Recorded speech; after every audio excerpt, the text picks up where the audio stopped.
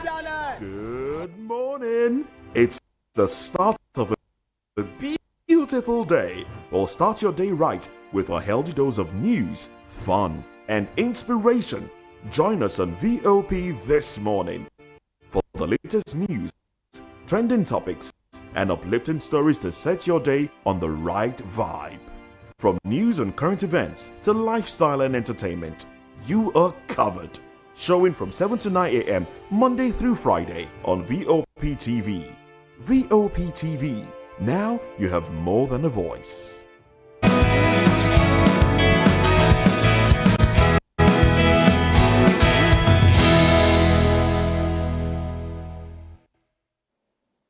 Good morning, my neighbors.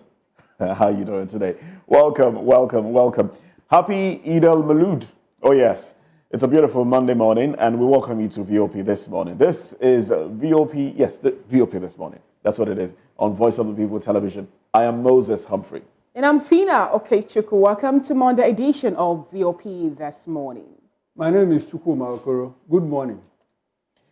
It's a holiday, so we do expect that you're maybe waking up a little later than you would, and maybe no reason to go queue for fuel. Yes, over the weekend we heard that fuel was being made available. Oh, well, that's parts of the things we'll talk about this morning, but not the major. One of the things we have on our table, of course, Army condemns IPOB's brutality, demands urgent international intervention. And again, fuel trucks roll out as Dangote refinery kicks off loading. All right, then, so there you have it. Peter. All right, those are the major topic of conversation today. But before we delve into that, I also let us understand I have some of the trending stories that made it to the burner headlines of the social media during the weekend. Okay, 1,200 bags of rice that was given to Dele Alake. He said that he is going to share this palliative to the aged in his state. So he's not going to play politics with it, according to what he said. He said, no, this rice that the presidency made available to me, I am going to let the old people in my state benefit from it. And one want to ask, is it that the old or the aged in Dele Alake state are just 1,200 of them? Chukwumakoro, what do you make of the story? These are very interesting times. Wonderful. It's not about Dele Alake, it's about this government and rice. And palliatives. And palliatives. Rice. We know that rice is a staple in Nigeria, yes. But for crying out loud, is the only rice that we eat. And come to think of it, you have the president, the federal government, roll out 1,200 bags rice to 48 ministers to go and share in their states. I mean, it's a good thing anyway, but you just know that some states have more ministers than the others. So that means some states will be short-changed. That is what it is. I don't know how we go about these things. Sometimes it gets frustrating. Rice. And someone, if you go to x.com, you will laugh to the point of shedding tears. People are asking all the time, rice, all the time. So what it clearly means is that federal government has rice. Where did they get the rice from? Rice meal. Where did they get the rice from? That is the question Nigerians are asking. When the president was campaigning, he, at a point he said, is it for Dodo? Is it for Ewa? Is it for Agbado? The point is, well, at least he's not giving the Agbado. He's not giving corn, that is. He's not giving Ewa. He's giving us rice. Well, like you rightly said, rice is a staple. And this administration seems to be stuck on the need to provide rice to the people. Well, what the ministers that have been given these 1,200 bags do with it, it's up to them, really. I don't think it's a terrible... Moses, should it be up to them? Should ministers be given rice in the first place? Knowing full well that ministers represent the state at the level of a political party. Because all of them belong to the APC. Oh, yes. And you know how we play our politics here. So what happens to people outside the APC? We have seen cases where governors even collected palliative and they gave it to commissioners. Obviously. Who are also recruits from the same political party. And you see the other people so are you of the opinion that this agent that even Dele Alake is talking about now will be from the APC, not the people? Of course, that is what it is. We have seen it happen here. And there has never been a time that palliative was given to people and it didn't end in controversy. Of course. It has never, not even once. Some other person were asking, what are they glad. going to cook the rice with? Is it just white? Is it just white rice? The tomatoes are not there. They'll find a way around. They'll find a way. Honestly, but the penchant for rice is something that we have to discover, maybe study in some institution. Oh well, we in a situation whereby governors are also given bags of rice to share, and we hear that they rebag them and sell. If he decides to share this one to agent, like you asked the question, does he have only 1,200? He may not be able to get to everybody. Of course, the fact that this is being given to ministers and, like Chukuma rightly pointed out, members of the APC, I will not be surprised if these things get to those that align themselves with the APC within his states. I will not be surprised. Oh well. Let's move away from that conversation. I really don't want to be get myself worked up this morning. It's a holiday, so I'm just trying to be in a good mood. But it's really hard to be in a good mood in Nigeria when you open the papers, when you look at stories from the papers, or you watch the news. You can't be in a good mood. So are we really still into Netflix this time around? Let's go on. We'll see a few things that will make you go, not again. Talking about a few things, we heard about the flooding that happened in Borno State, and the NCOs come up to say that to have 281 inmates escape from Borno Custodial Center after the devastating flood. When Nigerians are talking about insecurity, I also heard that some of the terrorist members that were held in that custody were also part of the people that escaped. To have their pictures, they've been able to publish their pictures and their names. I'm talking about the 281 of them that's left. But we're yet to hear that they've actually made any arrests in regard, this. I think a few have been arrested. I saw reports, I think 7 or thereabouts. A few have been arrested. 7 from 281. Oh, well, my grouse here is these pictures should have come out immediately. We talked about it here. We talked about it here. Yes, we did. The pictures would have aided people around to track them. It would have aided in reporting to relevant agencies. Yeah. But then you're putting up pictures almost a week after. If they were to run into the bush, they would have done that already. They would have escaped. I think the idea of the NCOS doing this is to alert you and I, Nigerians. At this time. Yes, at this time. So that if you see any of them with the pictures, try and arrest the person and take the person to the nearest correctional center. But the caveat you probably would have aided the person already. The caveat is this. Please, if you are arresting, be sure that you are able to do that, because some of these people, we understand, were commanders of Boko Haram who were arrested and put in that facility. Well, unfortunately for the Nigerian government, there was a flood that broke the walls of the facility, and these guys escaped. So if you are arresting, be careful. No, you don't go to a gunfight with a knife. That's it. Just be careful. And talking about rearresting, when it happened also in Niger State, we weren't able to get a whole of all those people who escaped from that prison in Niger State, in Sule, to be precise. You get the entire number. That is it. So are we having data problem in Nigeria? Because Nigeria. I think this is what we have to It's not just data problem. You have problems with everything. I said, the only thing that works in Nigeria, what the government works to work. It's what to work. Yes, it will work. Talking about what the government wants to work and all that. Somebody was arrested. TSA, the Treasury Single Account, is working perfectly in Nigeria. I've never seen a state or the federal government complain that, look, TSA is not working. Because that is where the box is. That's where money is. So anything that we want to work, works here. When you made mention of that, the only thing that gets in my mind is the fact that I think last week, before the weekend, Showore also made a statement that he's coming back to Nigeria, and we saw a directive that he's going to be arrested. He's already on the radar among the people that will be arrested when he got to Nigeria. And it happened yesterday. He came into Nigeria at MMI. He was arrested. And then his passport was also seized. And thank God over the fact that people were now talking about it. A lot of people get at the Murtala Mohammed International Airport, and they were beginning to give their opinion. And the young man was released. I hope you, Chukuma, do you watch the interview that he was granted at Arise television? No, I didn't. All right. But I heard I also know that they released it. It's been released. Because they have nothing against the young man. It was Swift movement of the show. government. It was a show, and I think it was a show that would have been avoided. I mean, he made the announcement. He told you guys that he was coming into the country, and he obviously alerted his friends, and they came to the airport to welcome him. It would have been wise to just allow him go. And if you want to pick him up, you pick him up later. So are you of the opinion that he will be picked up later? I think he might be invited again. His passport. He can't. Everything was given back to him. But he did say that he's missing a bag. So maybe the airlines or whoever is in custody of his bag will, make him come out again in the open. But I expect that he may be invited for questioning. Well, I think it's a developing story. I was very busy yesterday. Story. I couldn't get my eyes on the TV. So we'll get to find out what happened. Oh, yes, we'll keep our eyes on that one and see what happens at the end of the day. Other developing stories you want to hear again is that the federal government has rolled out 150 CNG buses for commercial use in Kaduna State. And also other states have picked up their own CNG kits.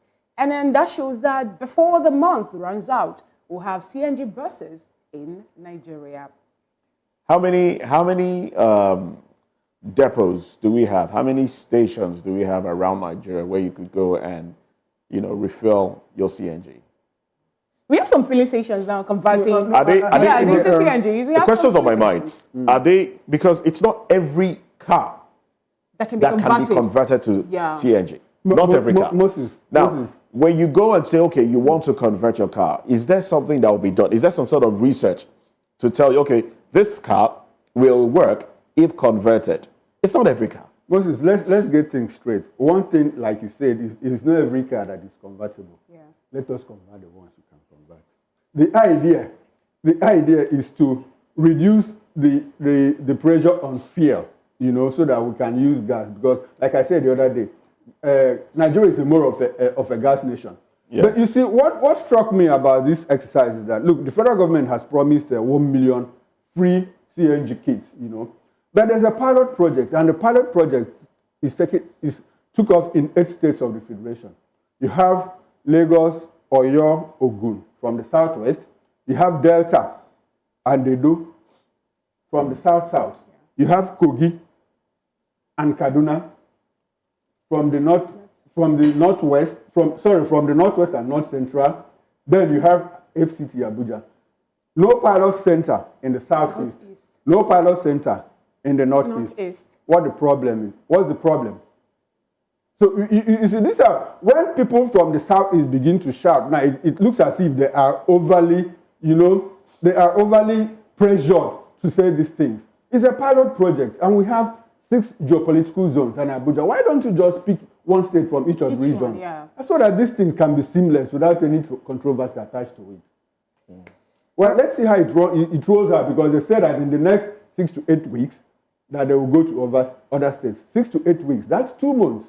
Well, as it stands now, before we move away from this one into one of our major conversations this morning, I'd like to say that since Innocent Motors, they'd come up with its own electric car, it will be nice for that to be subsidized by the governors in the southeast, and that way, southeasterners can purchase that vehicle. I think that will be some sort of substitute for southeasterners. You're laughing.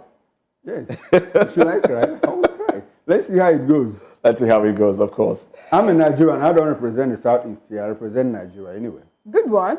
All right, that's how far we can go and looking at those trending topics that we'll have to, talk about today. Before we get into the issues proper, we'd like you to join us, part of the conversation. On YouTube, we had Voice of the People TV, and on all the social media platforms, we had VOP TV Live. We need your comments and your contribution. And we also have a number, that is also scrolling on your television set. You can do all to call the number as part of today's conversation. And we'll take a quick break, and when we come back, we'll be looking at the front pages of the national dailies. Stay with us.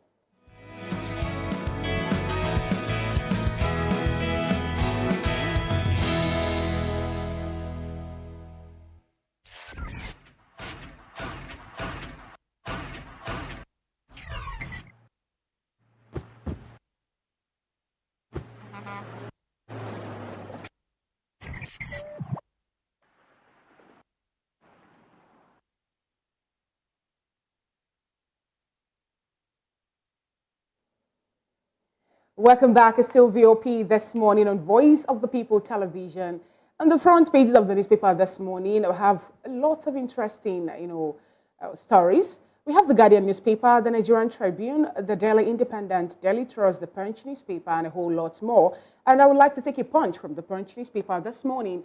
And the banner headline on the cover page of the Punch this morning reads, Petrol price, Dangote, NNPC differs as refinery supplies 16 million litres. The riders to that story. Marketers await price after Dangote counters NNPC on 898 naira per litre PMS. Dealers, fuel sales monopoly. That story is on page 2 of the Punch newspaper. And right beside the nameplate, we have the Edo Guba poll, APC PDP clash over rigging plot. On Wike's cousin as wreck. That story is on page 30 of the Punch newspaper. And the window headlines on the cover page of the Punch newspaper this morning. NCOs contacts Interpol over 281 Borno fleeing inmates. Molud, Tinubu, governors urge prayers for peace, unity. The story is on page 20 of the Punch newspaper. 2027, Wike's loyalists move against Fubara's second-term bid. The story is on page 40 of the Punch newspaper. And we have a major pictorial, and this pictorial we have Wala Aidun, Minister of Coordinated Finance also, and this is a plant. I guess that's the Dangote refinery. Okay, and beneath that pictorial, we have other headlines to be Labour Party, Abure sues INEC over caretaker ESCO. How I was rescued from collapsed Edo building, landlord's daughter. The story is on page 4 and 5 of the Punch newspaper. NIN and SIM linkage telcos begin disconnection as deadlines ends. NIN SIM linkage telcos begin disconnection as deadlines end. Those are the stories that made it to the cover page of the Punch newspaper this morning. All right, then away from that to the Daily Independent. Banner headline here. Finally, NNPCL trucks load first set of petrol at Dangote refinery. Dangote denies selling PMS at 898 naira a litre to NNPCL. Assures Nigerians of quality product. End to fuel scarcity. All right. And right on top of the nameplates there, we have Serap sues Tinubu over failure to reverse petrol price hike. We're not afraid of treason charge. October protest must hold. Sure, all right. NCOS releases details of 281 inmates missing after Maiduguri flood. Atiku donates 100 million naira to assist Maiduguri flood victims. Pays visit. Edo government accuses APC of plan to veil thugs in police uniform to disrupt Guba poll. NEMA warns of imminent flood in rivers in weeks. Obasanjo Abdusalami Gusau meet IBB in Mina. And another bold headline. Naira may rebound on back of FG's $900 million domestic dollar bond. Interesting. Flood. Nigeria receives 50 tons of relief materials from UAE. So relations are good with the UAE. That's good. Away from that one. And from the Daily Independent, we move over to Daily Trust newspaper. And the banner headline reads, 400 million naira budgeted for Alau Dam in 4 years. That is the fallout of the Maiduguri flood. And it says, dam neglected for years, according to Zulum, Babagana Zulum, the governor of Borno State. Its defects discovered 9 years ago. That's according to a report. Fear of disease grows as Borno decries harmful practices. Survivors wash, cook with contaminated water.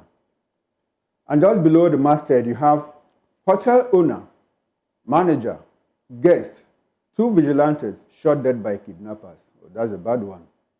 Marlud, Tinubu, speaker, governors, others felicitate Muslims.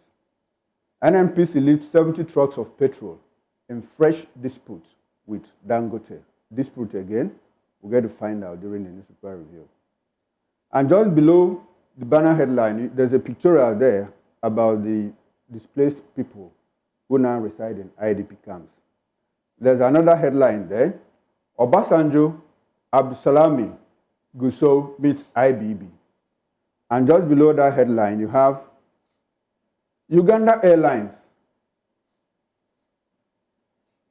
Uganda Airlines starts direct flight to Abuja. 400 jobs to go as Scotland's only refinery shuts down in 2025. Cholera kills 4, hospitalizes 36 in Adamawa. And that will be all from the Daily Trust newspaper.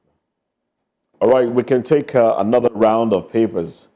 All right, so, well, let's quickly take another look at one of the dailies we have on our table. Nigerian Tribune is up next, and the headlines here read, Edo, PDP APC bicker over alleged planned removal of Obaseki security. Subriders, Anyoku, international community watching INEC, others. Any manipulation will cause exodus of Nigerians to Europe, PDP. Wants EU to prevail on INEC, others to respect will of electorate. And then on top of the pictorial there, FG begins nationwide distribution of CNG conversion kits. Nigerians continue to lament high cost of cooking gas. We purchased petrol from Dangote at 898 naira per litre. NNPCL, your quoted price incorrect. Dangote refinery. The back and forth continues. FG's $900 million bond. Naira strengthens FX reserves up by $620 million in 10 days. All right, and there you go further down. We have a Maiduguri flawed. NCOS declares 281 inmates missing. UN team arrives Borno on assessment visit. Atiku in Maiduguri donates 100 million naira to victims. NAF airlifts aids to flood-hit Maiduguri residents. Nigeria receives 50 tons of relief materials from the UAE. Ekiti to spend 15 billion naira on construction of Ado Iworoko Ifaki Federal Road. Survivors of Uniben building collapse recount ordeal. Implementation of e-call-up system on Lekki Ekpe corridor begins. I take that one again.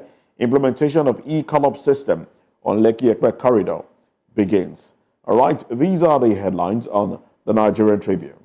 On the front page of the Guardian newspaper this morning, the banner headline there reads, a confusion over pump price. Subsidy as FG of takes Dangote's petrol. That's the Guardian newspaper. And then that story is on page 6 of the Guardian newspaper. And then we have a pictorial. We'll have Dangote, we have the president, and we also have Melekiari. The right after that bold headline reads, NNPC insists on 898 naira per litre, excluding associated costs. And right beneath that pictorial, Tinubu gives ministers 1,200 bags of rice each as palliatives for distribution. That story is on page 30 of the Guardian newspaper. Then they have the Malud, Tinubu greets Muslims as IGP orders security beef up. Edo Guba, state government alleged plan to withdraw Obaseki's security detail. Edo Guba, state government alleged plan to withdraw Obaseki's security detail. Telecom operators said to deactivate unlinked SIMs as deadline expires. That story is on page 6 of the Guardian newspaper. Banks sack 49 as fraud-related losses spiked by 904% in Q2. The story is on page 3 of the Guardian newspaper. Obasanjo meets with IBB Abdusalami Gusau in Mina. Maiduguri flawed. FG releases pictures of 281 fleeing inmates, captures 7. And the bottom strip on the Guardian newspaper this morning, synagogue building collapse. Group laments non-prosecution of indictees at 10th anniversary. Synagogues building collapse. Group laments non-prosecution of indictees at 10th anniversary. Those are the headlines that made it to the cover page of the Guardian newspaper. And I think that's how far we can go looking at the cover page of the national dailies this morning. All right, now into the conversations proper. Hold Simon EKPA and others, IPOB leader accountable, and other IPOB leaders accountable. Army urges international organization. Hold Simon EKPA and other IPOB leaders accountable. Army urges international organizations. We'll take a break. When we come back, we'll be joined by Akin Fatunke and Shokwiton. Yes, together, Shegun Shokwiton. And together we'll be making sense of, the conversations. Stay with us.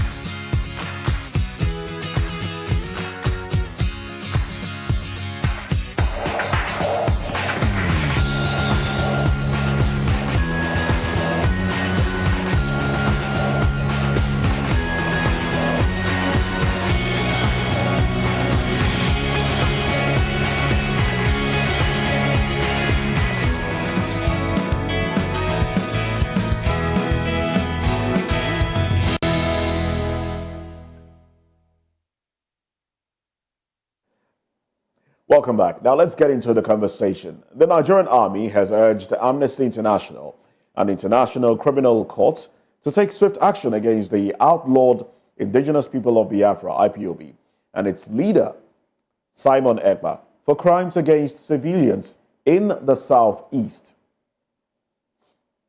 In a statement by spokesman, Major General Onyema Nwachukwu, the Army condemned the brutal torture of ex-soldier Corporal Toriola Adewale, seen in a viral video circulated by IPOB. The Army demanded that the international community condemn these inhuman acts in the strongest terms and hold IPOB accountable for their cruelty. Oh well, we do have with us in the studio Shegun Shokwiton, Chairman, Accountability, Candor and Transparency Network. Good morning to you. Good morning. And right beside him, Akin Fatunke, Communication Consultant. Good morning to you. Good morning, Moses. Good morning, crew. And good morning, Nigerians. All right then. Good morning. Well, the Nigerian Army is basically calling for assistance. Should this be on social media, or we've been trying to wrap our head around why Simon EKPA has not been brought back to Nigeria to answer for the incitement that he has made over the years. And the question around Nigeria's relationship with Finland has come up quite a number of times. Let me come to you now, Mr. Fafatuke. What do you make of this statement, really? Is this delay tactics in the Nigerian army carrying out its duties and the Nigerian government in general?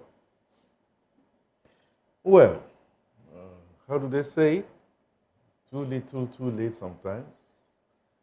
But being late does not necessarily mean that whatever it is that is done against any human, whatever form, whether it is one now, Toriola Adeyemi, that we are looking at, or when you wipe the mirror the other side, the near program, please, but it's not a program, tactics that I know the military also have used in that part of the country. I'm talking about Southeast. Neither makes it right or wrong. And I also know that Finland has been contacted, allegedly, and I believe the government, when they say they've contacted Finland, by way of finding a way around, extraditing. Okay. Extraditing Simon EKPA. Simon EKPA, finding a way around that. I was on a roundtable discussion sometime when it was clearly stated by those people who know a bit more than me in diplomatic relations that it's not just something you could just snap your finger and get on, especially if those personalities are allegedly, they've gone out there because of persecution, just like Nnamdi Kanu. So having said all that, do I think that the statement by the Nigerian army is meet and proper? Yes, I think. A civilian has been tortured. It should not happen. 24 wrongs will not make one to be right.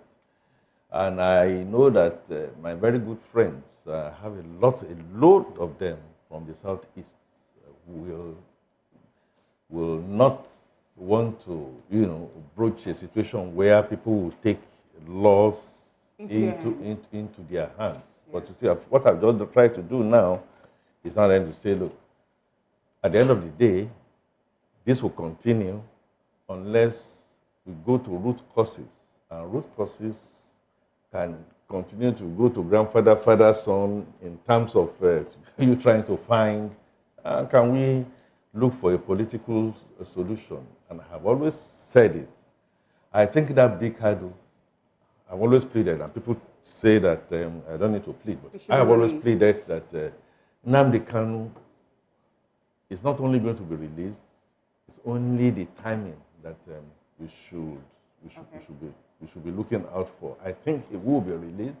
Right. I pray he will be released, and timely enough that we can have some semblance of the tongues in the Southeast. Mr. Shegun, there are some quotas of the opinion that the letter from the Nigerian army to international bodies is more like a way to stop Simon EKPA from going on with the November 29th conference or convention which he organizes in Finland. Remember, he made mention of 50 million people voting in referendum for Biafra or for IPOB. Do you also share that line of thought? I don't necessarily think so. I think that the Simon EKPA issue is a long-standing one, and I'm not sure that the call from the Nigerian army is necessarily targeted at a particular event that is coming up. I think it's probably more them, in my opinion, I think they're even playing to the gallery to an extent. I haven't particularly taken their call seriously for one simple reason. The Nigerian army is notorious with its human rights records, in those theaters where they have been in operations trying to combat whatever forces, they might feel that they are legitimately combating. Legitimately so. But in the process of defending the territorial integrity of your country, there are rules and conventions all over the world with regards to how you treat even enemy combatants. And the Nigerian army has not been particularly, they've not painted themselves in glory. So you think that their notoriety in how they carry out their operations is going to, deter the international organization from listening to their calls or their... Yeah, I think that their call will be taken with a pinch of salt. It almost seems as like a bit of sarcasm to me, everybody. So to put it in common parlance, hey, Shebi, every time you people are carrying us to ICC and carrying us to Amnesty International. Now we too want to go to ICC and Amnesty International. It looks that way to me, because in my view, yes, the way the gentleman was treated was absolutely abominable and must be condemned. I think that the Nigerian army are well equipped to go in and retrieve him and do whatever they need to do while staying within the ambits of the law. So they don't have too much of my sympathy, to be honest. But we're having a double way in this story. The Nigerian army of the opinion that this man served, that the man is still in service.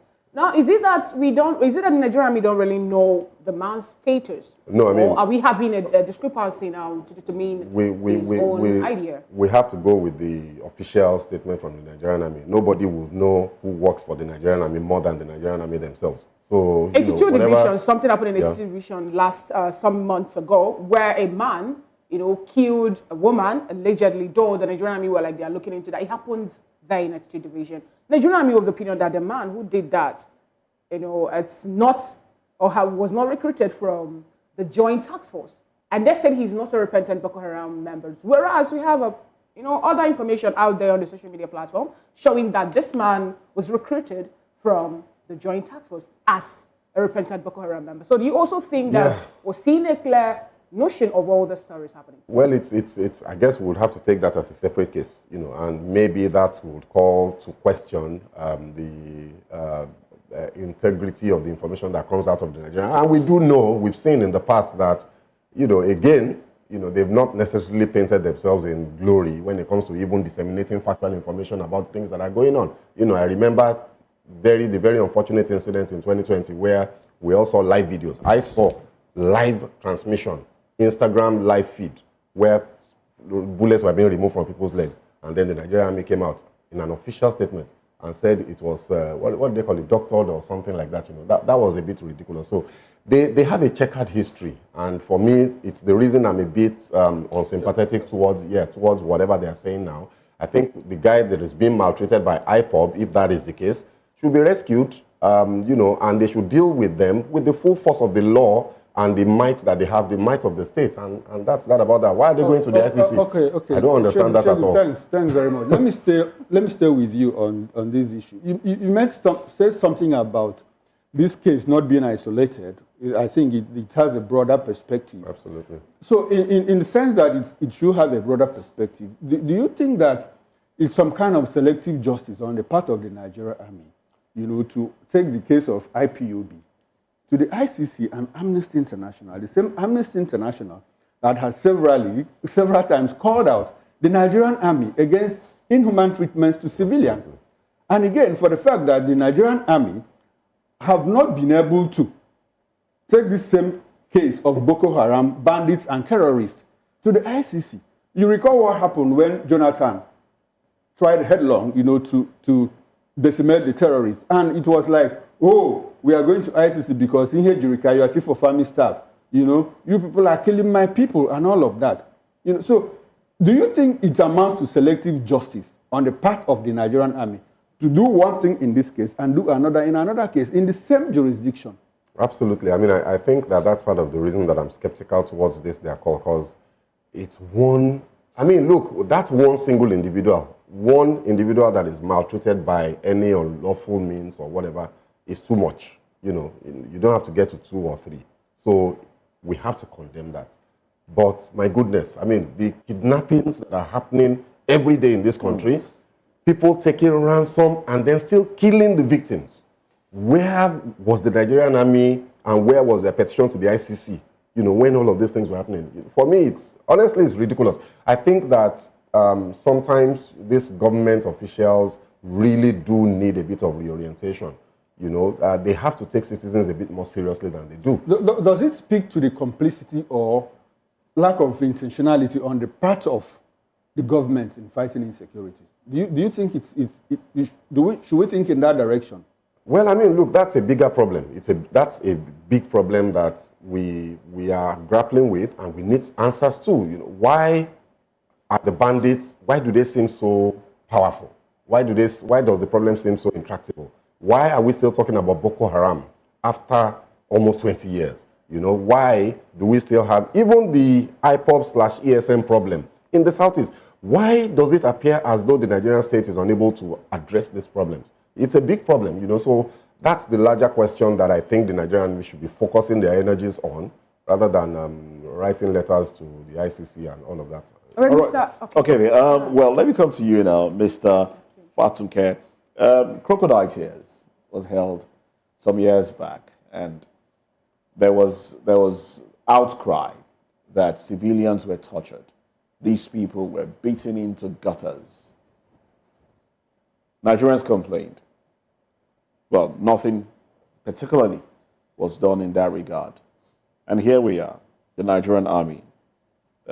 This is not to color or to, give credence to the activities of IPOB. But this is looking at, in comparison with the actions of the Nigerian army themselves, the Nigerian military in general. They have clamped down on individuals. They have terrorized. Well, I use that word loosely. They have dealt with civilians in ways that, in fact, let's move away from the southeast in particular now. Okwama, not too long ago, something was done to soldiers in that area, and they came hard on the people, drove women and children into the creeks.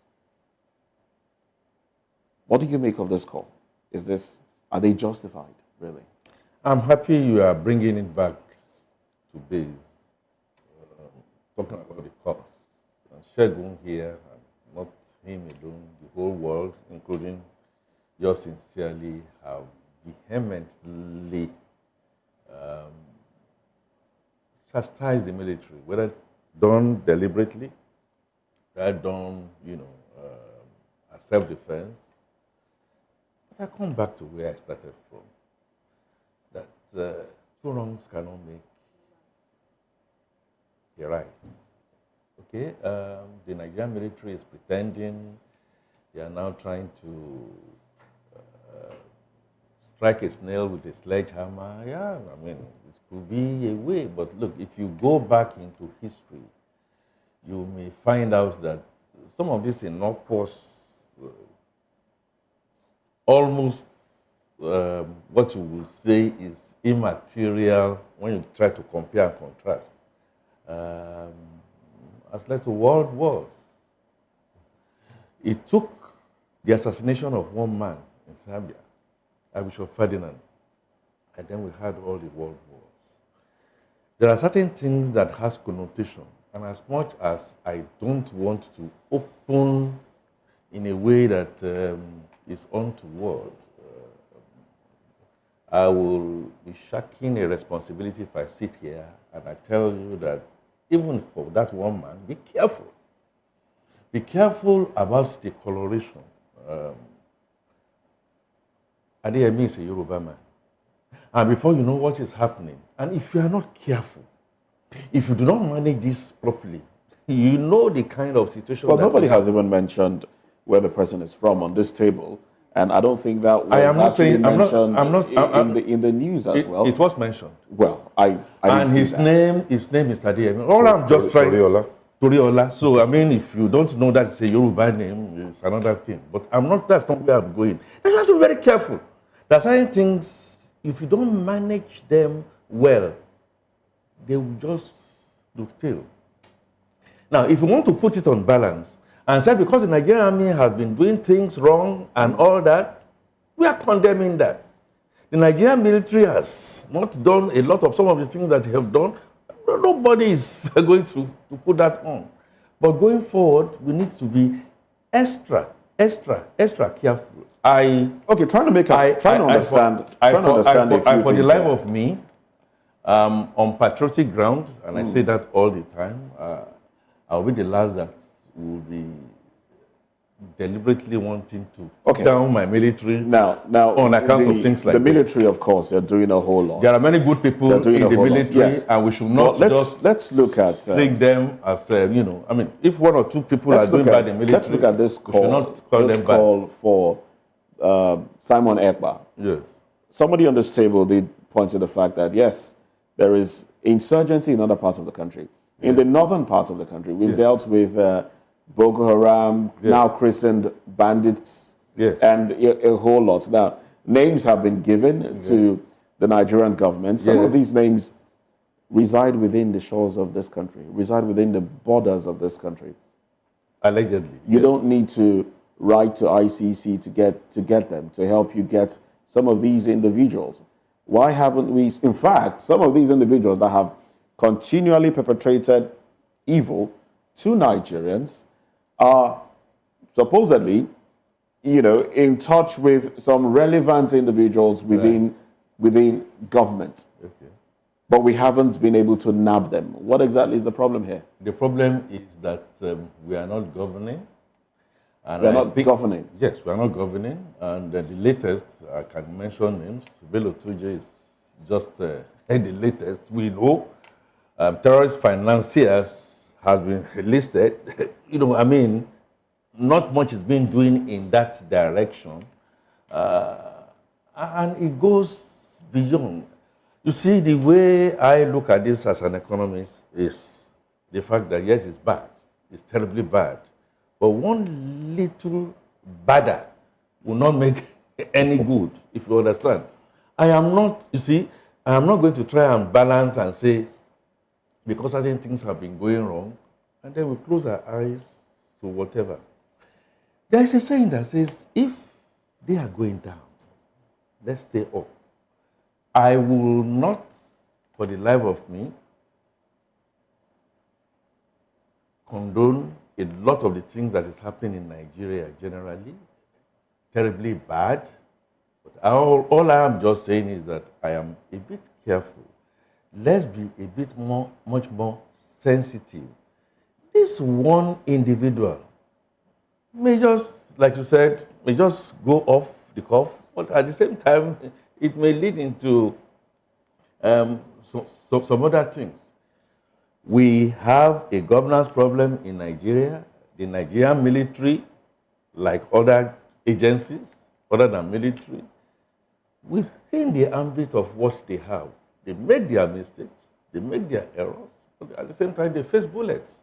A lot of them are very good men and women. Of course. We cannot take that away. Talking about the military facing bullets, protecting us when we are sleeping.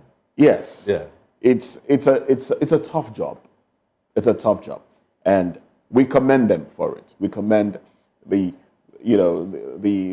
men of the military for going out there sleepless nights in the rain, protecting Nigerians. Over the weekend, there was a confrontation between the military and a bandit leader, and there was victory. Nigerians were victorious, and there was commendation as well to the military. Talking about that commendation, I read up on a few things there. That military leader, I think his name is Halilu, if I'm not mistaken.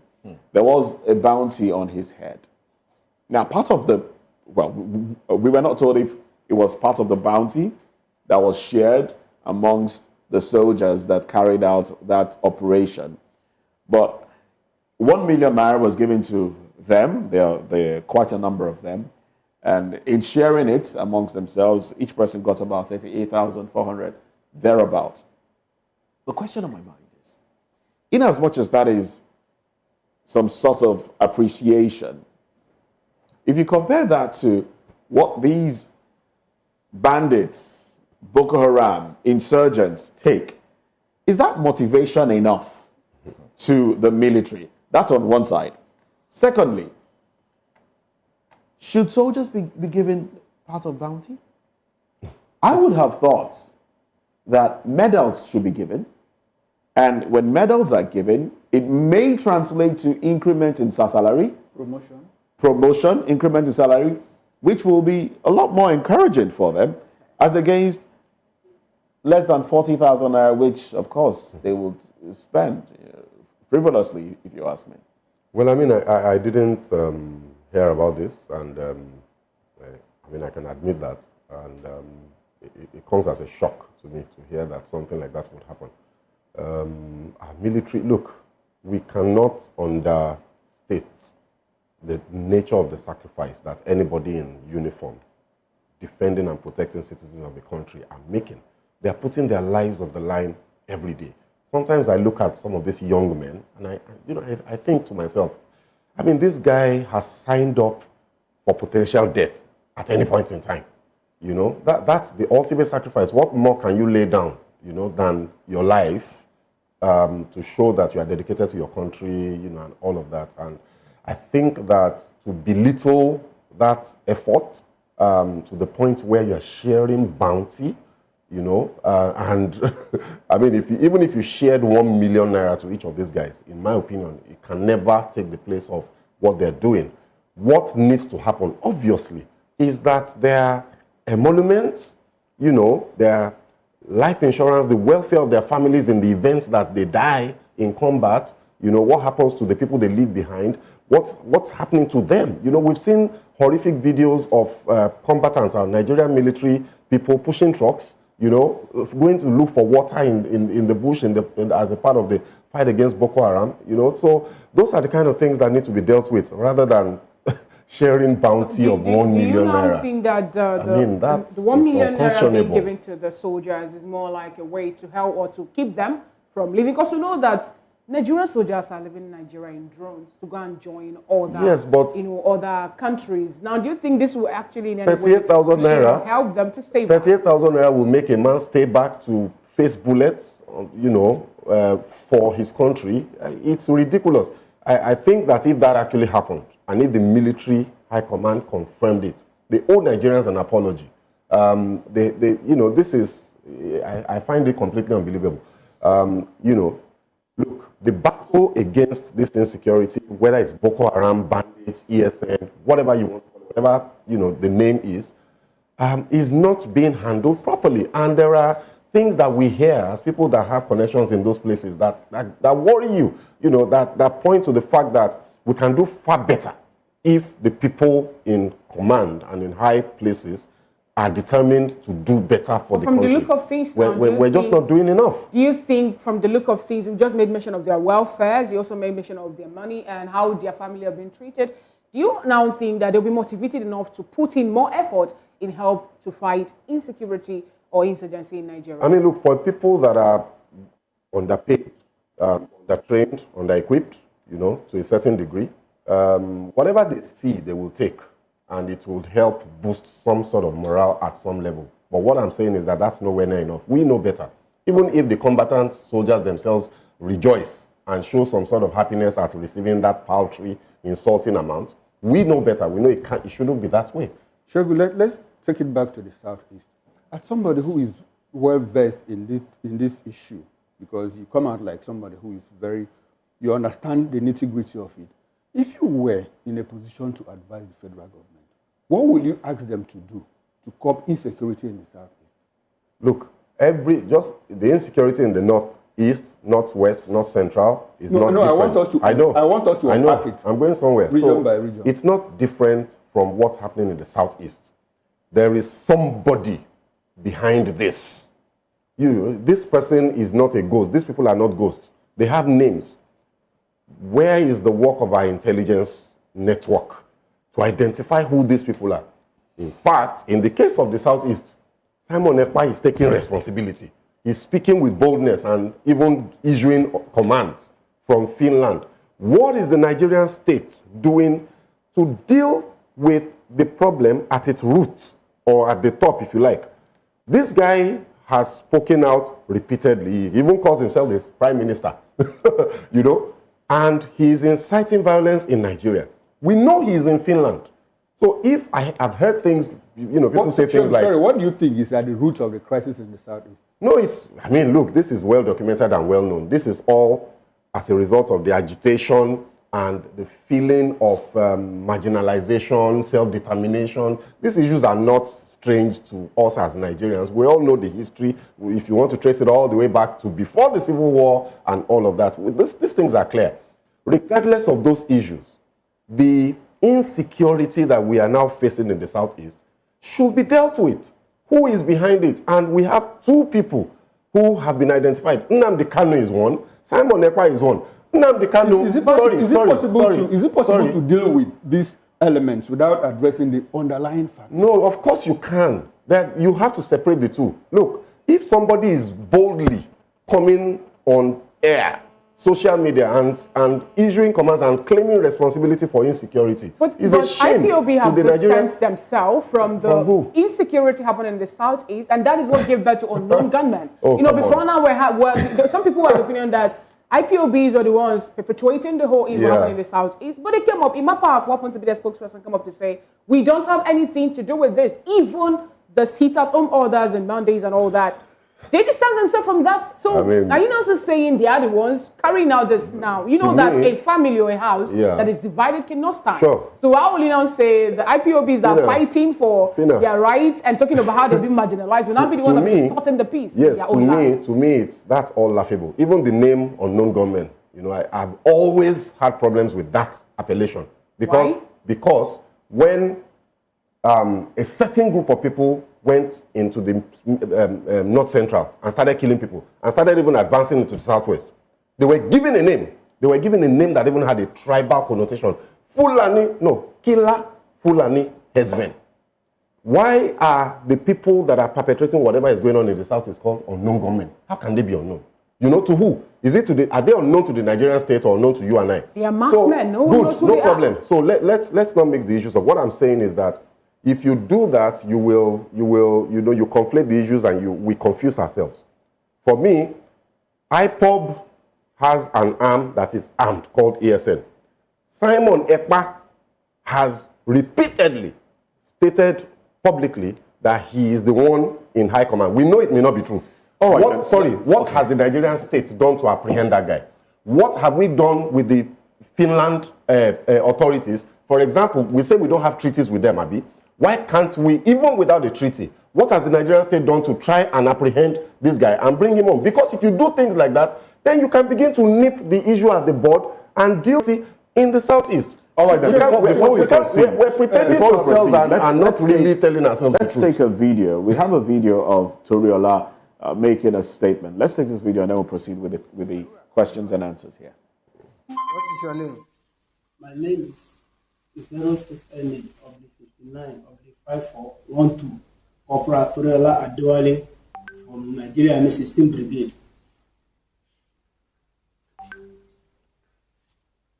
I'm serving in 16 Brigade Nigeria Army until I travel to this Okigwe, which I entered the Biafra Liberation Army. And as they had me since almost 2 or 3 days now, they made sure that they didn't do me any evil. They tell me that they are fighting for the liberation of the Biafra. That everything about me, they want to know, and that's why I'm explaining. And they don't do me any evil since I come. They take care of me as I beg them to forgive me and pardon me for a second chance in life.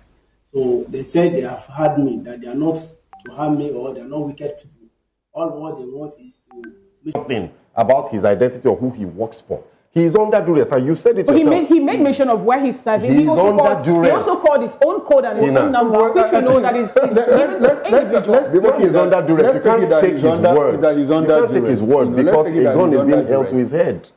Shegu, please, Mr. Akifa, I will come to you. Let me just finish with Shegu. I want us to make sense of the fact that if you take out these two individuals who are possibly causing according to you, causing the insecurity in the Southeast, Nnamdi Kanu and Simon EKPA, do you think their disciples will not replace them? Short of taken out the root cause of the insecurity. Yeah, that is my concern. I agree with you. Because if you take, like, when Nnamdi Kanu was there, Simon EKPA was more like at the back door. Exactly. He wasn't calling the shots until Nnamdi was taken out of the scene. Now we see somebody who has more drive, you know, who is probably more aggressive than the Nnamdi Kanu. And you say, if we take him out, has it solved the problem in the South? That is what I want us to work around. I agree with you. I think that, first of all, just like Mr. Fatoke said earlier, you know, I think Nnamdi Kanu is close to being, I think he will be released, you know, because for me, in my opinion, the rhetoric has been toned down significantly. Nnamdi Kanu will be an asset to the Nigerian state if they handle him well in dealing with the insecurity in this. So it partially speaks to what you are trying to talk about. If Nnamdi Kanu is harnessed as an asset of the Nigerian state, this thing will disappear. If they release him and there is some sort of understanding between himself and the people that are involved, this issue will disappear. Simon EKPA is a different phenomenon. The guy is out there claiming responsibility for violence, and he must be apprehended by the Nigerian state and brought to book. Then, you see, the other issue you are talking about, the underlying agitations. How do you want to deal with this? I have said repeatedly, there are deep-rooted, deep-seated feelings of agitation, of injustice. You know, you listen to the average Igbo person, even those that are completely against the activities of IPOB in whatever coloration, and you see that there is something there, there is pain. The Nigerian state must deal with that pain. And the only way to do that, in my opinion, is to unpack the issues.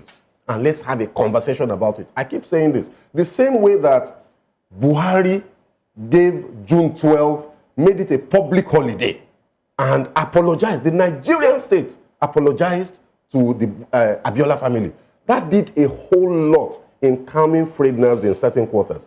I think if something similar is done with the issue of the agitation, the war, the civil war and all that, we'll begin to make progress. But the current issues, you know, we do need to deal with the leadership. Whoever is claiming responsibility, they must be dealt with. Otherwise, you will be papering over the cracks. But, you know, to deal with the underlying issues is to take time. And it takes courage. And to be honest with you, I'm not holding up any hopes that whether this administration or anyone soon will be able to confront that issue with honesty and deal with it. So, but with time, I hope that we'll get there. All right, Mr. Akin, do you share the same opinion on this issue, or do you have a diverse opinion? As a historian, I'll tell you, you don't know where things will stop. And you're saying marginalization. Is there a part of Nigeria that's not marginalized? Except if you are in the presidency, a turn-by-turn kind of situation. Are you saying? Are you saying? If you talk, I know you won't allow me to land. Please be fair. Be fair. You know, I talk Nigeria. I'm not partisan in any way. Mr. K, sometimes we don't have to be politically correct. We have to look at issues. The point I am making to you, because if you talk about marginalization in the presidency, if Southeast will claim marginalized clearly, and it's evident. If Southeast claims marginalization, then go back to 1960. Not about the presidency. Not about go the back to presidency. 1960. No, you brought it to the level of presidency. I think if you talk about presidency, allow me to analyze. Is clearly marginalized. Now, allow me you said something that is not correct. Anyhow, you look at it. Okay, so I should. Okay, go ahead. No, you talk, but you can go ahead. So if you allow me to talk, I am saying to you, go back to 1966 and see whether the Nigerian nation has healed from what obviously started from the Southeast. So, please, we should not. Of course, just didn't start from the South. It started from the Wild West. If you claim to be a historian, you should know that it started from the Wild West. Exactly. It didn't start from the Southeast. It didn't start from the Southeast. And if you want to talk about the January 15 coup, it was not the world. We could have had a preponderance of officers from the Southeast. We had Hausas and Yorubas involved in that same coup. Okay. It's out there in the open. And so many people. So it wasn't a Southeast thing. Excuse me. So many people were killed. So many Igbos were killed. Like people in the Southwest. Look, I am not interested in your slangs. I am just making the point. Either you take it or you don't take it. There are other parts of Nigeria that are also feeling marginalized as we speak now. And those people have not spoken out. Southeast is clearly speaking out. No, they've spoken out. Go to go to Northeast. Then that means you are not listening, you are not prepared to listen. Now, but you asked a very jamming question. What you asked him, and I want to provide an answer. Yes. What is the root cause for what we have? We are different. We don't see Nigeria as an entity that we all can be patriotic into. We are different tribes, we are different tongues. And the only way to get equity and justice is to raise our hand and say, this contraption cannot continue. So in a nutshell, you're saying that those that want to go should be allowed to go. Is that what you're saying, Mr. King? No. Because you said we have different ethnic groups in this country, and the country is not really what it should be. Okay, except that if you want to go... So are you of the opinion that when people raise hand, they should go? I do not have any problem with you going. It's the manner that you choose to want to go. There are legitimate ways to want to go. I don't have any problems with the Biafran saying that they want the Biafran state. Go and do your referendum. Come back. Tell us. Can they do referendum when the state doesn't allow referendum? Wait now. She asked the question and I'm answering the question. Mr. Aki, you gave a wrong answer. My point, no, it's not in your place to say I've given a wrong answer. No, you can't say South East is going to conduct a referendum where the Nigerian state doesn't allow referendum. Okay. It's clearly a wrong answer. Is the Southwest not asking that they want to go? You didn't hear that? So did you ask them to go and conduct a referendum? Yes, I did. Yes, I did. How would they conduct asking people to conduct a referendum is a solution, no. Chukuma, because what you then need to say, and I'm sure he will get there, is that you are not allowed me. Because we can conduct referendums. The way I see this, you can't conduct referendum until the Nigerian state says we can conduct. You are different. But now let's bring it to the table again, from me. Mr. Akin. Recognize the fact that you are different from me.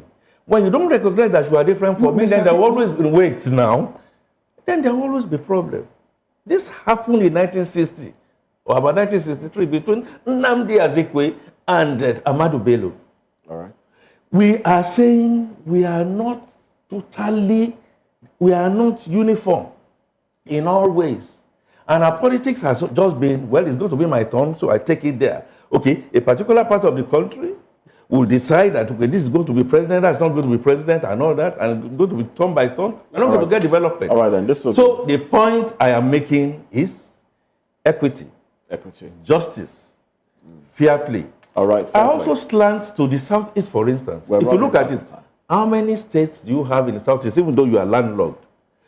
If you go to the we are running out of time. Yes, we are not landlocked. We are absolutely out of time. Southeast is not landlocked. This will be a good place to anchor this conversation. Southeast it will continue. It will continue. Let's continue the conversation. Let's wrap up this conversation and then get into another conversation. Well, the issue of availability of fuel is still on the table. We're still talking about it. NNPCL has confirmed that fuel purchase from Dangote refinery yesterday, and they were able to purchase that at 898 naira per litre, according to NNPCL. Meanwhile, Anthony Chiejene, Dangote's Group Chief Branding and Communications Officer, has said the statement was misleading and mischievous. Well, let's unpack all of this as we continue this conversation with our guest. Gentlemen, please stay with us as we get into the next conversation.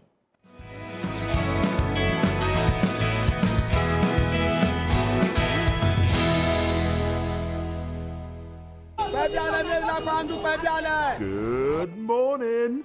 It's the start of a beautiful day. Or start your day right with a healthy dose of news, fun, and inspiration. Join us on VOP this morning for the latest news, trending topics, and uplifting stories to set your day on the right vibe. From news and current events to lifestyle and entertainment, you are covered. Showing from 7 to 9 a.m. Monday through Friday on VOP TV. VOP TV. Now you have more than a voice.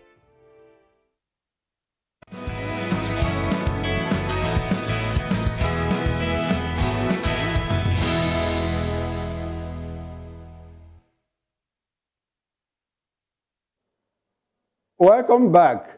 I think there's a bit of good news out there after week-long back and forth between the Dangote refinery and the NNPCL, as the Dangote refinery in Lagos has officially and formally kicked off petrol distribution with a fleet of NNPC trucks lifting petroleum premium motor spirit on Sunday. Videos shared by the Dangote group on X.com, formerly Twitter, showcased the first batch of trucks ready to load at the state-of-the-art $20 billion facility in Ibejuleki. The refinery, boasting 86 loading gantries, can fill 86 trucks simultaneously. The process began with 10 trucks lining up as their compartments were filled via a sophisticated computerized system. This marks a significant milestone, ending weeks of speculation about the quality of pricing and the Dangote-produced fuel.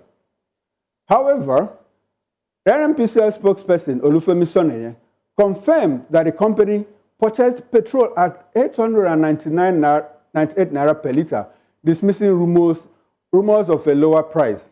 Meanwhile, in a statement on Sunday night by Anthony Chejina, Group Chief Branding and Communications Officer, Dangote said the statement was misleading and mischievous.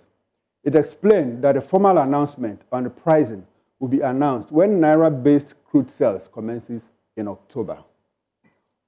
We still have in the studio with us Mr. Akefatuke, a communications consultant, and Mr. Shegu Shopito. Shegu, we are back again. NNPCL, Dangote Refinery. Finally! Oh my God. Do you think we have good news here? Look, I mean, this country, it's one day, one drama. I mean, it's unbelievable. So no, but we have fear rolled out. It's good news. It's good news. You know, it's not, I'm not as excited as I ordinarily would have been if this news would have translated to a reduction in fuel prices, because it will not. But it could, depending on what the government does, you know, but just speaking at, looking at it from the economic point of view, it will likely not. But the other things that it will impact will eventually, should eventually lead to a reduction in inflation and all of that. So it's good news. Sorry, talking about reduction. Yeah. You know, the group, Tony Chejina said that the pricing, whether it is going to lower or not, will commence when they get fuel, crude stock from the NNPC, from the NNPCL by October 1. So apparently, this one was purchased. Yeah, absolutely. With dollar. They said so. They said so. It was so clear. Is it out of place that it's coming at 898?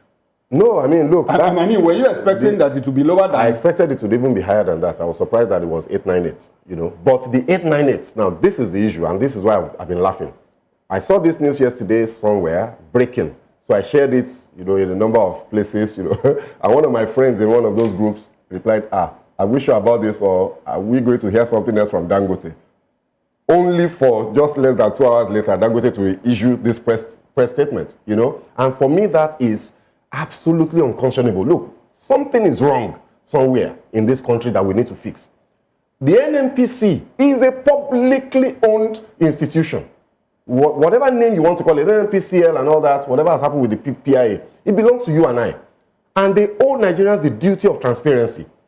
I was shocked to find that this NNPC, that till today, we do not know what the actual landing cost of PMS is. We have never known it. All these years, when we talk about people just bring out templates and try to work things out by themselves. NNPC has never come out one statement to say, this is how much we're buying PMS from our suppliers. I was shocked at the speed with which NNPC came out with a statement to say it is 890, whatever they called it. Why that speed? Why were they so much in a hurry to confirm a price? Now, only for the person that was selling to them to say, no, this is not true. How can we have this? How can we have a refinery, $20 billion refinery, owned by a private individual, contradicting what the government is saying on selling price? The speed. We have a big problem in this country that we need to deal with as a matter of urgency. We need to cry out about the opacity of the operations of the NNPCL. Well, the speed probably came from the fact that there was a rumor that they just purchased fuel at 766 or something like that. But they've said, no, it's not 700, it's 898. Dangote has come out to refute the fact that this is not the crude for naira sale. Crude for naira sale will start October 1st. And pricing of that one will be determined later. Now, Mr. Fatuke, you've been a player in the oil and gas sector for years, 20 years or more. Now, why has there been this opacity, like Shegun did point out, in the activities of NNPCL, and the issue around NNPCL being the sole buyers of Dangote's PMS has been up for conversation a lot of time. Yes, diesel, kerosene, and the rest the rest can be bought by marketers and distributed around the country. But NNPC has said, look, we will be the sole buyer of Dangote's PMS. What do you make of this, and why are we going back and forth? Some have also said, even Dangote refinery is not even ready to produce PMS. It's just delay tactics. That's what some have said. I will give you a little anecdote, and I hope it will help explain the cruise that Nigeria is still going on. The cruise? Yes, a cruise. Okay. And Shibawa Fumi Adewolowo in 1983 said Nigeria was heading for the rocks. We have hit the rocks, trying to pick the tatters. Again, the little that you have been able to pick is still heading towards another rock. And you want to hear from me, it's going to sink. What is going to sink? The Nigerianness or the Nigerian nation in the way we are going, because we have drivers that are driving us, they are really driving us aground. So let me give you this anecdote, because you said I've been in the oil and gas industry for long. Have you not? Because you're saying I said, but that's what you said. But have you not? I've not finished my statement. Okay. Yes, I've been in the industry. Oh, great. Just needed to be sure. You are wearing a beautiful blue suit. So you are Chelsea. And I think I have a red cap, so I'm Liverpool. Okoro is supposed to be the, what do you call it? The referee. Okoro suddenly comes to my side and we are playing against you. Will you ever win?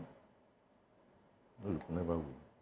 Because NNPC, at my own time, being the referee, that's supposed to be the one that is regulating, suddenly joined. And what then happened? Started going down to where we are at now.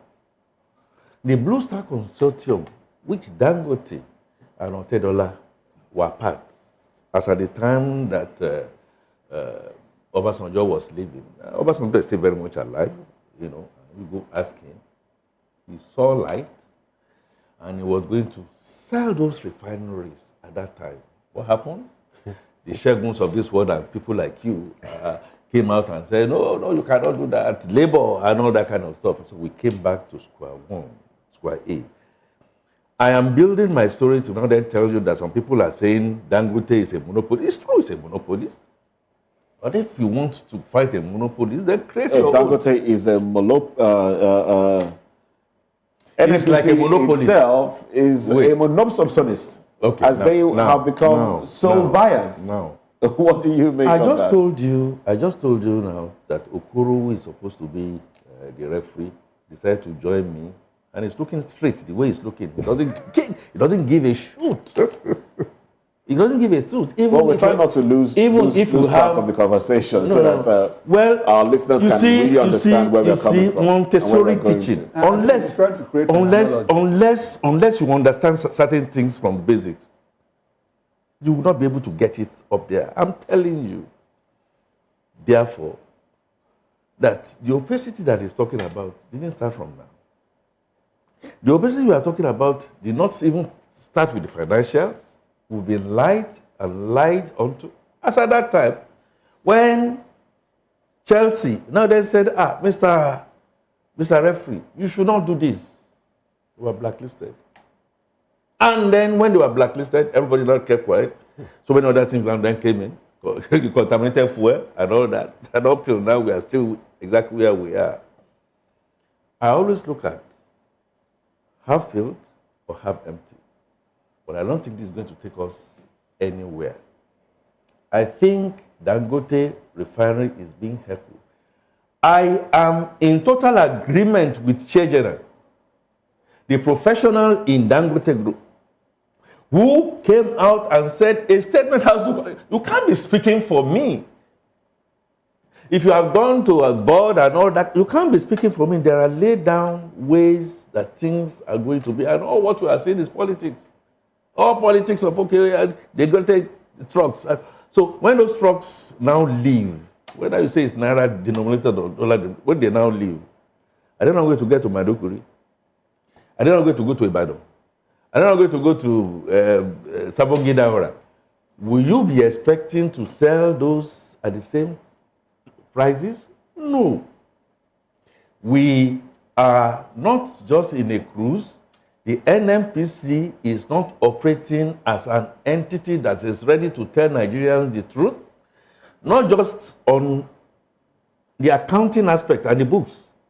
They will promise, they will tell us a certain things. They also even told us that it's not for content. Mr. Akin, we still have Groom GMD, who has been there for over 8 years. This is 9th year now, still there. I'm talking about Melekiari, and he's still there as a man. If he likes, let him be there for 20 years. So are we really ready to make sure we... As far as I'm concerned, and our oil sector. As far as I'm concerned, that place is not being governed. And the buck stops on the president's table. He's the Minister of Petroleum. What are we talking about? All right. So if you want to go and do your hair, and they tell another day said he knows how to do your hair better than to do your clothes, and you allow him, who are you to blame? So are you of the opinion that some people are benefiting from what is really happening here, and that's why they are not talking, or that's why they're not putting professionals into this NNPCL to help also push Nigeria? Because it's laughable that we, Nigeria, happen to be an oil-producing country. And we know that our general revenue revolves around oil. Is that Mr. news? Akin Fatunke. And yet in Nigeria, we don't even subsidize any oil product in Nigeria. We don't even have it at all. Is that news? And yet we belong to... Are you aware that we have potentials, we have so many minerals, and it's being wasted? Some people are sitting on it. How do we get it this bad? Are you aware that Nigerians are some of the best human beings you can find anywhere in the world, and Nigeria is the way it is? So, Mr. Akin, what is really happening? Okay, what's really happening? Go back to the issue I discussed earlier with Okoro. Nigeria is not being governed. That is not being structured. And until we get back to winning ways, recognize the fact that we can't continue in this vehicle that is not going to take us anywhere. NNPC, Dangote. I pray I'm wrong, though. Just watch and see what's going to happen in the next few weeks. If I'm proving wrong, it's for the good of Nigerians. What they want to try and do now is just to make sure that we have supply in certain areas. We're still paying subsidies. We're still going to continue to pay subsidies. There is no doubt about it. There is no competition. How do you pay subsidies if Dangote is if NNPCL is lifting from Dangote refineries and the landing costs and all of that is taken out of the equation? How then would you say that they will still be paying subsidies? So you saw those trucks left. About 300 of them got there, but less than. Let's 20. even say 300 got fuel yesterday. Are you saying that is enough to go around Nigeria and will not be out of supply? What if you wet Lagos, you wet Port Harcourt, and you wet Abuja? What about the other areas? So they should just be looking at you. No, I think there's a statement out there. Therefore, there's a statement out there that says that they will use the waterways to send to Port Harcourt and Warri. Are you aware of that? There's a statement out there that they will use the waterways to not just does that resolve the supply question? I am telling you that the only way you can get everywhere wet, Dangote is a step. Government has to be serious with governance. Even the little that is coming out of Dangote, that Dangote is not frustrated. Yeah, but the process just started yesterday. No. Don't we have hope? No. What kind of hope? So you're also saying... As I was after all, you told me that I work in the oil and gas industry. I've always had hope for over 30 years that has been dashed. So my point, therefore, is NNPC is not fit for purpose to take us to the next level. And the more we continue to pepper and put and whatever if it is, NNPCL we're not getting is not fit for purpose, and NNPCL is insisting that those that represent it should have a base in Dangote refinery to monitor and protect its activities. Should Nigerians be worried that Dangote might be driven aground, just like the local refineries were? Yes. You want to hear more? In fact, not only is it that they are going to drag NNPC, you and I will be dragged. In fact, we are going to be subsumed. So what can be done to prevent this? Governance, I keep on saying. Mr. President, at least in the immediate, you have no business calling yourself the petroleum minister. What are we talking about? Those are some of the basic things that we should be looking at. If others have done it, you should not do it because you don't have the knowledge of what to do. And if you are filling that place with politicians, if you go to your board and you begin to put politicians in there, the Minister of State is a politician. There are technical people that can go in there, people that can sew the kind of suit you have in here, and then you go there and then go and look for a carpenter and put it in there. So my point is Nigeria generally is not structured to succeed. Even from this mono thing that we are talking about. Now, Dangote now then came. You can see all the shenanigans that have been going. If you come as a captain today, if you come that you are going to captain a ship of state today, they will frustrate. I know how many people have died in this my oil industry who try to be straight before now. Okay. And now, Mr. Shegun, Before we proceed, please, let's take a look at the letter issued by Dangote Refinery now. Let's put that one up, and we could draw questions from it. Yes, so that's Dangote's press statement, and it reads, our attention has been drawn to a statement attributed to NNPCL spokesperson, Mr. Olufemi Shodeye, that we sell our PMS at 898 naira per litre to the NNPCL. But this statement is both misleading and mischievous, deliberately aimed at undermining the milestone achievement recorded today, September 15, 2024, towards addressing energy insufficiency and insecurity, which has bedeviled the economy in the past 50 years. We urge Nigerians to disregard this malicious statement and await a formal announcement on the pricing by the Technical Subcommittee on Naira-based crude sales to local refineries, appointed by His Excellency President Bola Ahmed Tinubu GCFR, which will commence on October 1, 2024. Bearing in mind that our current stock of crude was procured in dollars. It should also be noted that we sold the products to NNPCL in dollars with a lot of savings against what they are currently importing. With this action, there will be petrol in every local government area of the country, regardless of their remote nature. We assure Nigerians of availability of quality petroleum products and putting an end to the endemic fuel scarcity in the country. Anthony Chejine, Group Chief Managing Branding and Communication Officer, dated 15 September 2024, yesterday, actually. All right, now, Mr. Shegun, this happened to be the letter that was made available by Mr. Chejina himself. Now, my question is this. This present administration, they made Nigerians so many promises, also saying that they're going to indigenize the oil and gas sector by making Nigerians get more involved. Dangote is one man who has put in so much money, billions of dollars, into the refinery. We also have the like of Boaz, also building one again in Edo State. Now, with this whole thing happening, are you now of the opinion that even that of Boaz, though, is still a work in progress, and other Nigerians who are building their local refineries, you know, saying that their own safety or their own strength is not even guaranteed with the way NNPCL is going? Look, it's a really unfortunate situation that we find ourselves in, and there are some words that were used in that statement that I think we should focus on and think about the implication, because that answers your question.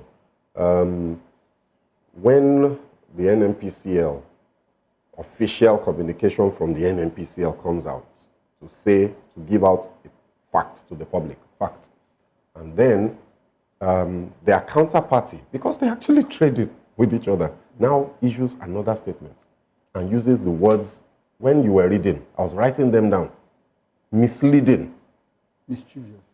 mischievous, malicious. And then he capped it and said, it should be ignored by Nigerians. How can Dangote Refinery Limited, that has invested 20 billion US dollars to set up a refinery in Nigeria to solve one of the biggest problems Nigerians have ever had as a country, issue a statement to say that the NNPC is being mischievous, malicious, and misleading the public, and that they should be ignored?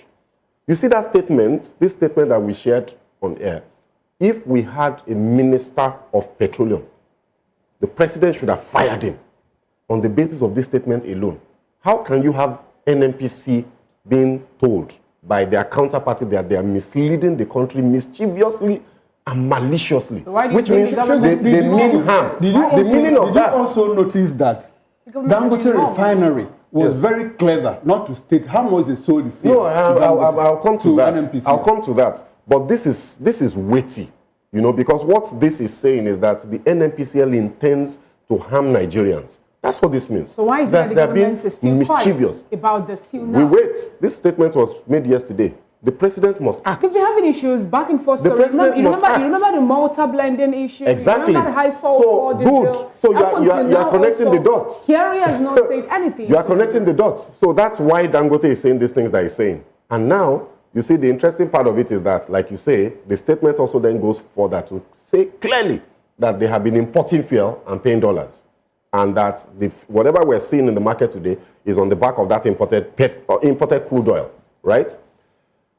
They have also gone to say that the pricing will not be known until the technical subcommittee set up by the president for this purpose finishes its work and then publishes its outcome 1st of October. Now, Mr. Fatuke says something. Nigerians should not be deceived. I'm sorry, they said that they will talk about pricing when they get the crude stock. Yes, because as we speak today, technically speaking, they don't know the price of the crude. So how can they set the price of the petrol? They don't know the price of the crude because the work has not been finished. The crude has not been supplied, right? So what I suspect will happen is that we are going back to the DSDP arrangement.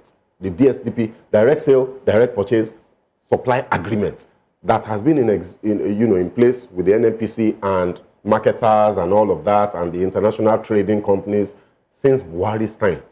We're going back there, but the counterparty in this case will be Dangote, and we'll go back to subsidies because that is the only way. Look, if Dangote sells petrol at the actual cost of production, we'll buy at over 1,000 naira. You see my worry? My worry is Dangote said, no, we did not sell fuel to them at 898 naira. Mm-hmm. But what we even sold to them was cheaper than even if they had imported it. Mm-hmm. So was Dangote being clever also not to let out the cat by telling Nigerians this is exactly how much we sold? Look, this is a so should that worry us? Because it looks like there's some kind of back and forth complicity between the NNPCL and Dangote that Nigerians don't understand. At the end of the day, as long as Nigerians win, honestly, I don't care. There's high stakes intrigues playing out between Dangote. I always say that, look, I was account officer to Dangote when I was in the banking industry almost 20 years ago, right?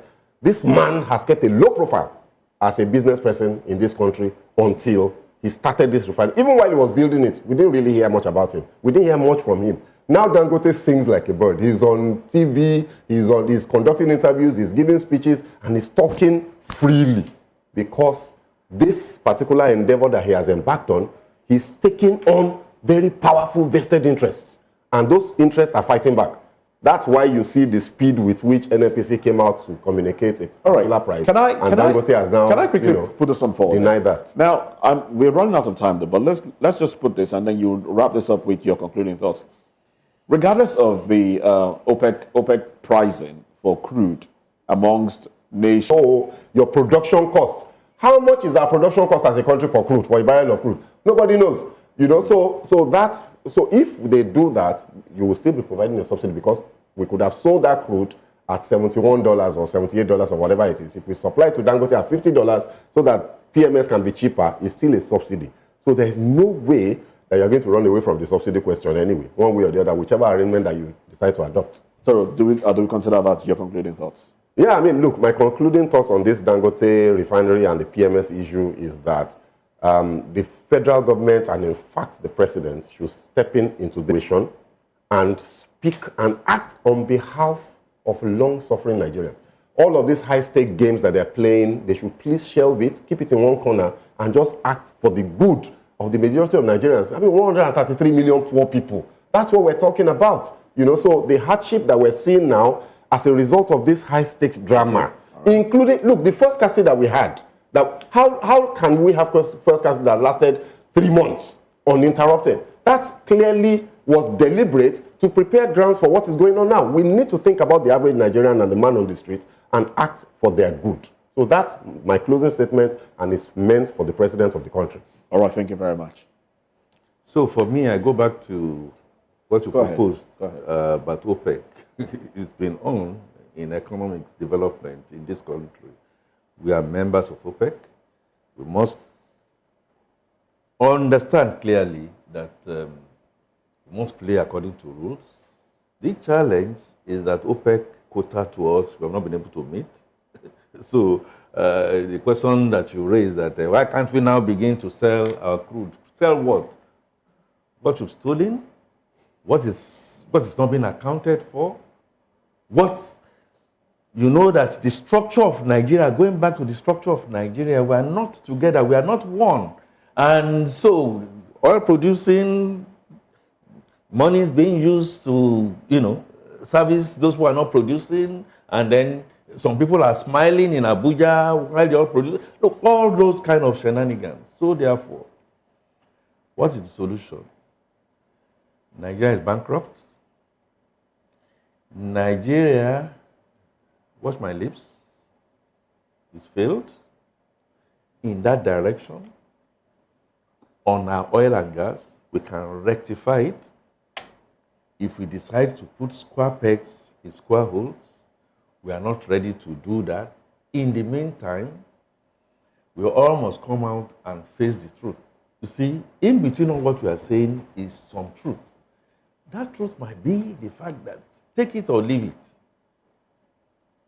PMS, petroleum motor spirit, is going to be selling at 1,000 naira. That may really be the truth. Let's know those truths and let's see how we tackle those truths through competition. Now, the refineries that we have that's been lying to and have been lying to ourselves and turnaround maintenance and all that stuff, we also must face the truth. If they're not coming up, they're not coming up. Stop digging a hole and spending a lot of money. Now, if Dangote has now come up, it's become a national asset. Dangote now is like a William Tell. Okay. What is a William Tell? A William Tell is or a Robin Hood, the head of Mauredas. But if a Maureda now then can come and begin to save quite a lot of people, what you do is to try and ameliorate. NNPC should not be in competition with Dangote refinery for crying out loud. And all those vested interests. You said, all those vested interests, we know them, government knows them, they are all over, they are flying private jets around, they are politicians, they are in all manner of our society. We must now have to deal with them. When we begin to deal with them, security issue is resolved. All right. Health issue is resolved. Education issue is resolved. All right, then this is where we have to anchor this conversation. And like Moses, we get to the promised land. Oh yes, this is where we have to anchor the conversation. Big thanks to Segun Shokbito, Chairman, Accountability Condor and Transparency Network. We've also been speaking with Akin Fatunke, who is an economist and a communications consultant. Well, thank you very much, gentlemen, for coming. Thank you very much. It's a pleasure to be here. We'll take a break now. When we come back, trends will be up next. We also do have messages from you, of course, our viewers. We'll be taking those messages in the course of the program. Stick around.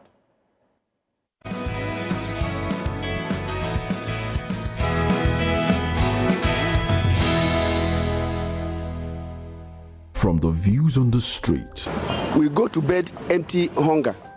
to the blaring horns of a hustling city. The loudest voices of the common man got a medium to be heard. This particular administration, they were coming unprepared. It's not a bad thing to renovate the president's lodge. Through top-notch programming, unbiased reportage of news, sports, business, entertainment, and cultural documentaries, Voice of the People 90.3 FM became a symbol for 21st century media.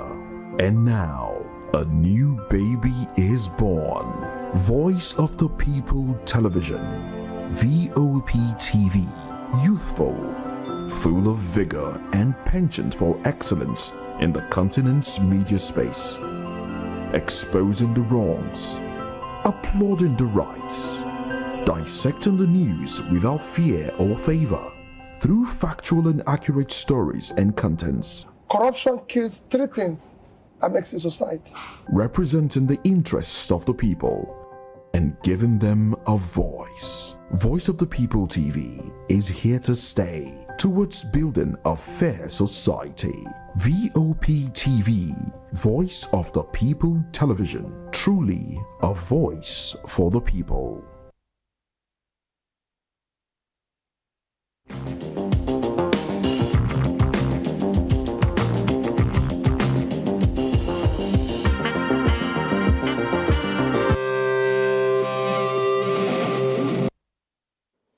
Thank you so much for staying with us. It's still VOP this morning. We have Chisom Enyinaya in the studio for Trends. Good morning, Chisom. Good morning, Fina. Good morning, gentlemen. Happy New Week. Good morning. Happy holidays too. Right. All right, to Trends. Nigerian activist and politician Omoyele Sowore was briefly detained by the Nigerian Immigration Service upon his arrival from the United States at Murtala Mohammed International Airport in Lagos. Immigration officials, acting on orders from higher authorities, apprehended Sowore and confiscated his international passport. He was held for a short period of time before being released. Before his release, Sowore urged citizens to combat tyranny through all acceptable and necessary means, encouraging participation in the planned series of direct actions starting on October 1st. His brief detention has sparked discussion and concerns among his supporters as well as the general public. All right, let's get a comment from Damilare. Damilare wrote, funniest thing, he is fearless. He knew they will arrest him few weeks ago and said it categorically, he's coming to Nigeria soon. All right, another comment from Joy Thompson. This administration has so much energy for arrest, but to provide basic amenities is a taboo to them. What do you think about this? Chisom, I think his arrest and release is a triumph of the people over tyranny. Yeah. I mean, this is a young man, who said, they put it out there, if you step into Nigeria, we are going to arrest you. Yes. And he said, wait for me, I'm coming. And he came. Mm-hmm. They arrested him, his friends, people, Nigerians, trooped behind him. And somehow, he was let go. Yes. And his passport returned to him. Yes. You see, I always say, we need a civil society organization as vibrant as the ones we had during the military era. And it's like civil society organizations are very docile and they just issue press statements and releases. But here we have a young man who says, look, we want Nigeria to work. Nigerians might have anything against him, but I think he's fearless. So are you thinking, do you think that if the people did not rally around him to, lend in their voice over his arrest, he would have been, by now detained by the people that arrested him? Most probably. Yes, most probably. So, like I said, it's triumph of people power. Yes. We're seeing fascism now playing out in Nigeria, subtle way. Well, if you think that is what it is, because we are seeing it happening, there's a clampdown on people, civil society organizations, journalists are arrested and all of that. I think this actually paves way for the better part, or the better, let's say, film or movie now that we're going to watch come October 1st for the Fearless Revolution. Yes. All right, let's get to another conversation. Nollywood actress Eniola Badmus recently shared her insight on Nigeria's economy, emphasizing its growth in terms of import and export activities. As the special assistant to the Speaker of the House of Representatives, Tajuddin Abbas, she highlighted a significant shift under the current administration compared to the previous one. Despite ongoing economic challenges, she pointed out that the country is experiencing a positive change with a decrease in imports and an increase in exports. According to Badmos, imports were valued at 24.44 trillion naira, while exports reached 38.59 trillion naira, resulting in an unprecedented trade surplus of over 14 trillion naira in 8 months. Her comments have sparked various reactions online, and we have one from Isaac. All right, he wrote, "Our import is reducing not because we are not producing, but because a lot of importers can no longer do business due to high cost of living and dollar. Ask car dealers, they will tell you." All right, another comment from Meet Emmanuel Jacob. "A working economy does not need PR. If it's working, the average Nigerian in the street will feel it." I think I'll just stick to this Meet Emmanuel Jacob. Yes. You know, 14 trillion naira according to an Badmos is what we have as surplus. And I would like to ask, how? Where is the evidence to show that Nigerians are enjoying this 14 trillion naira surplus? You know, she said we are not importing more, we are exporting. Yes. Now, what are we even exporting? That's another one to ask. What are we exporting? NNPCL told us that the petroleum industry is on red alert over the fact that we have like 80% of our crude oil now being stolen by oil theft. What is it exactly that we're exporting? And we know that Nigeria's economy revolves around oil. No, okay, so if they say that the surplus is as a result of non-oil exports. That is why I'm asking this question. I need them to tell me what exactly is it that we are exporting, because Nigerians don't go to farm anymore to cultivate. We have food crops that would have exported in Nigeria, but we have Nigerians paying tax, levies to jihadists or to terrorists who have been terrorizing farmers. We have Nigerians in IDP camps who have floods destroying the farmlands. So what are we exporting in Nigeria? Fina, let's even take it for granted that we have surplus exports. How are we also feeling this impact of 14 trillion naira? One of the responders said, I took it from my mouth. You know, it's not because we are no longer importing. We are no longer importing because, one, you find it difficult to even... The policies made it so difficult. The dollar and all of that. You know, so it's not something to cheer about because it has not reflected on... All right, that will be all we have. Nigerians. That's it. That'll be all we have on Trends this morning. All right, then. Thank you very much, Chiso. Thank you. But we do have some comments there. Have you taken the comments? Oh, well, these comments are from the page on YouTube, responding to the conversation from the very beginning. This one here by Ihanacho reads, "The most objective analysis of insecurity in Nigeria." Big Crispy says, "A lot of Boko Haram in the military. Nigerian military is a joke." OB12 Obi says, "Why Nigeria state militarized southeast? Is there any war over there?" he asks. John Ume says, "Biafra is a spirit. Nigeria has expired since 2014.